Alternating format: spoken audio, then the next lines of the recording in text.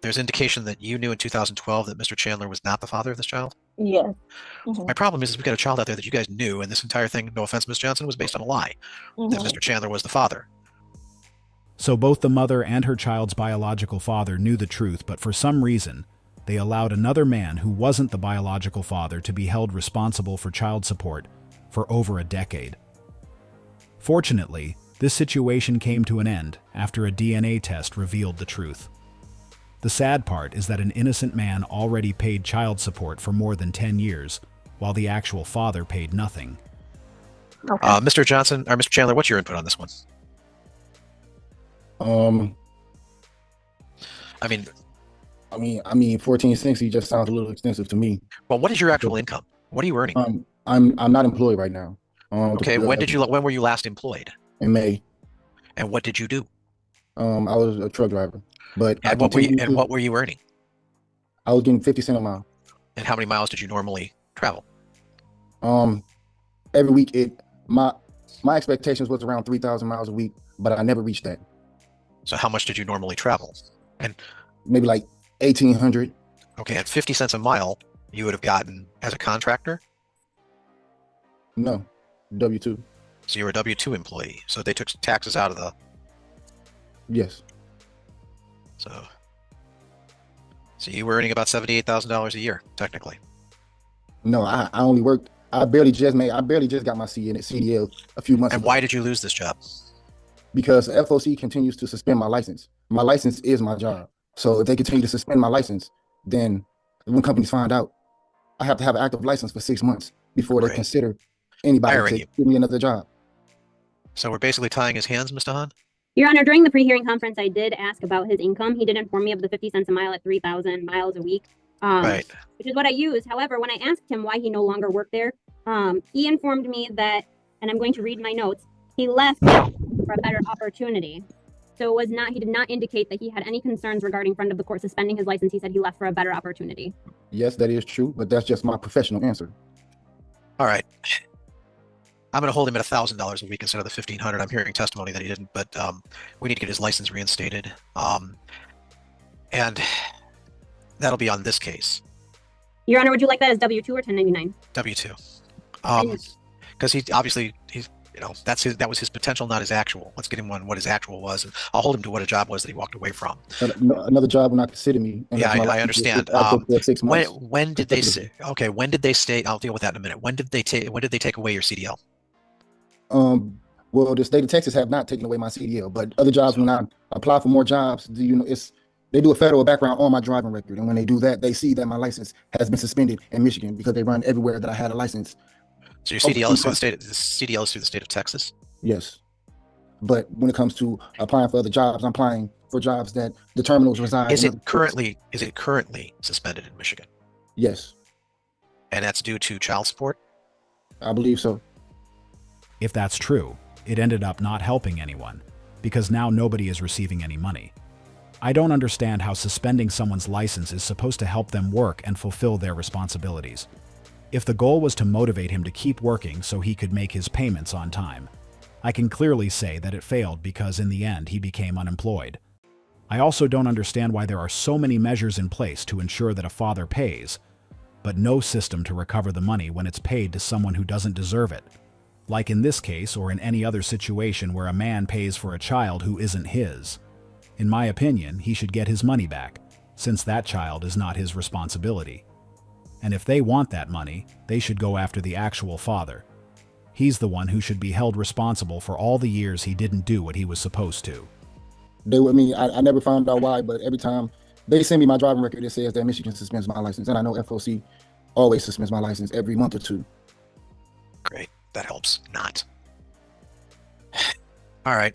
I'm going to combine this decision then. Ms. Johnson, a motion was filed concerning the actual father of your child. hmm There's indication that you knew in 2012 that Mr. Chandler was not the father of this child? Yes, and me and his actual father, his biological father, went to court. I don't know what month it is. I don't know if you guys can look that up, but they told me that Thomas needed to file in writing to petition paternity by July of that year. Because I don't know, it was weird. Every time I went to court, I got different answers. It's been horrible trying to get this All right. situated. I can't believe what I just heard. Let me get this straight. Since 2012, both knew that this man wasn't the biological father, and based on how she explained it, it seems like neither of them took the necessary steps to update the child's records. As a result, a man who had nothing to do with their child was wrongly listed as the father and was eventually responsible for financially supporting that child for years, even though it wasn't his business. So both biological parents knowingly allowed an innocent man to pay for a child they knew wasn't his. And to make it worse, she now claims she doesn't know why the information wasn't updated back then. That was convenient. I just don't understand how they could allow a man who is not the father to bear the responsibility, while the actual father walked free, without a cent being deducted from his paycheck. It's simply not right. Each parent should be responsible for their own child. Nothing more, nothing less. Do you guys have any current DNA tests that show? So we got one, and it was a Walgreens test, and they couldn't Okay. use that. So that's not the right. All right, you Mhm. guys just went through DNA diagnostics. So they have his genetic material. What they need is Thomas Chandler's Yes. diagnostic material. Yes. I'm going to grant a DNA order because it seems like you two are in agreement that he is not the father Yes, yes, and that you would prefer to have the child be listed for his real father on the birth yes, certificate. that's correct. Yes. Because normally what I'm jumping through a couple of hoops with is that a judge denied this in 2018 because no DNA was given to them. I need new DNA testing that shows that Okay. he is not. Because I want to work out something, because if we're tying his hands and this man can't work, that's not helping the Right. kids at all. They're Right. getting no money. I can order Mhm. $1,500 to $3,000 a month. But if there's no employer, all we're doing is spiraling him into debt that he can never pay, Right, and that will keep round robining without him getting a driver's license that's usable. right. So I need a cohesive and just comprehensive motion on this and a hearing on this. But I need Ms. Johnson and Mr. Chandler to cooperate and get the DNA of Young Jr. Yep, I can do Ms. that. I have Johnson, no so problem. that you understand, any affidavit of parentage signed by Duran is worthless. Null and void. Yeah. Yeah, it's null and void because you got to have him born out of wedlock or not have him have another legal parent. Okay. What I'm going to do is trigger a very little used clause in this, and that is sometimes time, even though we can only are supposed to do this within the child's 3 years of birth. Mhm. My problem is we've got a child out there that you guys knew, and this entire thing, no offense, Miss Johnson, was based on a lie that Mhm. Mr. Chandler was the father. I was surprised that he was so straightforward about it, because most judges usually aren't that open. But I'm glad he didn't try to sugarcoat it, because what they did was wrong. How could they knowingly allow someone who isn't the father to be held responsible for that child for over a decade? That wasn't fair at all. I'm a woman, and I believe it outrageous that a man has to pay child support after a child is proven not his. He's been paying child support for 10 years over a kid who's not even his. Non-dad should get money back for all the money he gave her for the non-child. Pay him back. How can someone be legally responsible for a child but not be the father? How much you want to bet she takes the real dad for child support and ask for back support from 2013? We had jurisdiction at the time, we ordered it, but let's undo a wrong instead and try and get it right. Yeah. But I need the DNA to actually show that for the file. Okay. And then we can do a calculation based more cohesively on what he can actually earn with the front of the court, and maybe I can get the front of the court and get an order that says he keeps his license, Okay. and we will not touch it for a year, regardless Okay. of how much is owed. Okay. That's fine. Yep. And that way I can also find out from them, because it's not part of the court file, how much arrearage there is here that we're going after. All right. Okay. So let's see if we can do this and make it possible to get these kids the money they deserve and the fathers they deserve. Okay. All righty. So I'll grant a hearing, Mr. Hahn. I'll invite you, and I'll invite Miss Lipford as well. Oh, I'm sure. Yeah. Thank you. Thank you. I heard that in between between the lines. I get it. No. Again, we're just. It was a joke. I know. I'm kidding. Okay. Sorry. Thank you. Your Honor, can you please clarify as to how we're doing the Sure. genetic testing in this matter? I'm asking them. They did it through DNA diagnostic. They are going to have to get the genetic testing. Okay. Okay. If you don't, I'm going to have to deny any change. Okay. I'll get it. So I'll That's get you. fine. I'll give you a couple months to do this. I'm reserving the child support for this case, so that we get it right, and we'll do it from the beginning. So if it's So two I children, just, it's two. If it's three, it's three. So I get it, and then I just bring it to FOC, or do I bring it No, to the file court? it with the court. Okay. File it with the court. Send Mr. Hahn a copy as well. Okay. All righty. All right. Thank you. We'll see you soon. I'll get you the notice of that hearing as soon as possible. Thank you. Okay, This is why licenses should never be taken and DNA should always be done at time of court. She's lying and should have to pay him back and all that money like he had to pay. It's going to be his fault as to why he won't get reimbursed. She admitted to a judge she lied, but it's not ordered to pay back the money or eliminate the debt. I don't understand. If he stated it was fraud and based on a lie, why make him continue to pay? They should at least stop the obligation to pay. This case highlights the importance of being selective about who we choose to share our energy with. As we can see, the mother had no problem letting the real father off the hook while placing the full weight on an innocent man who had nothing to do with the situation. This likely wouldn't have happened if he had made a wiser choice in who to have a child with. The only person who truly benefited from this was the actual father, who spent over a decade avoiding financial responsibility.